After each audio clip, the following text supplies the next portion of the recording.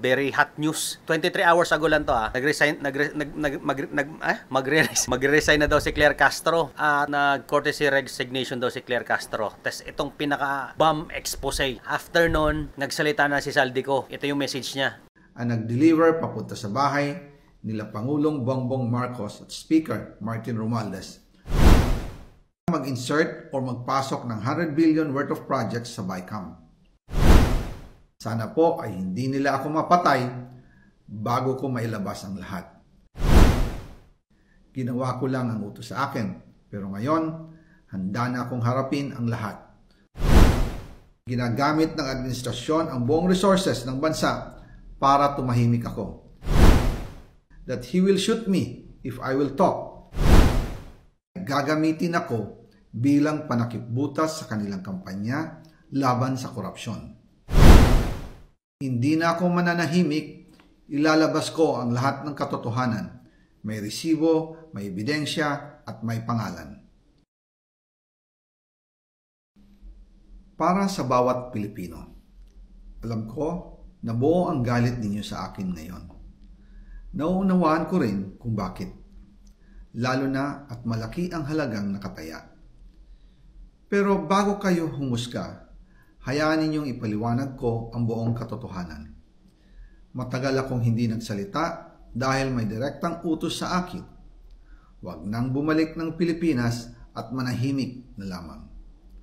Umalis ako noong July 19, 2025 para sa aking medical check-up. Nakaplanong bumalik pagkatapos ng SONA ni Pangulo. Pero habang papauwi na ako, tinawagan ako ni dating Speaker Martin Romualdez at sinabihan, "Stay out of the country. You will be well taken care of as instructed by the President." Noon naniniwala pa ako sa kanila, kaya't hindi ako bumalik. Tumikom ang aking bibig, sumunod ako, pero ang hindi ko alam, ang ibig pala nilang sabihin sa aalagaan ka namin ay gagamitin ako bilang panakipbutas sa kanilang kampanya laban sa korupsyon. Ginawa nila akong poster boy ng kanilang sariling kasinungalingan.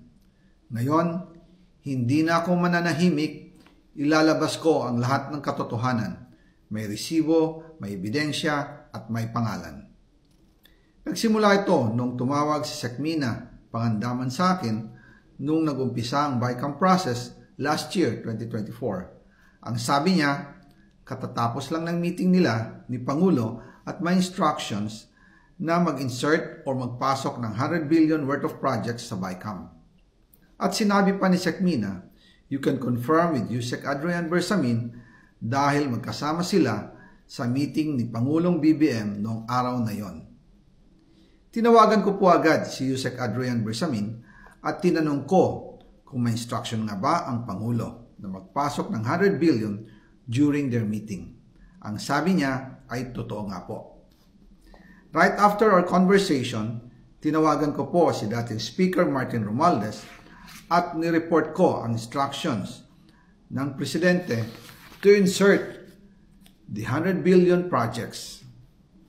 At sinabi niya sa akin, what the President wants, he gets.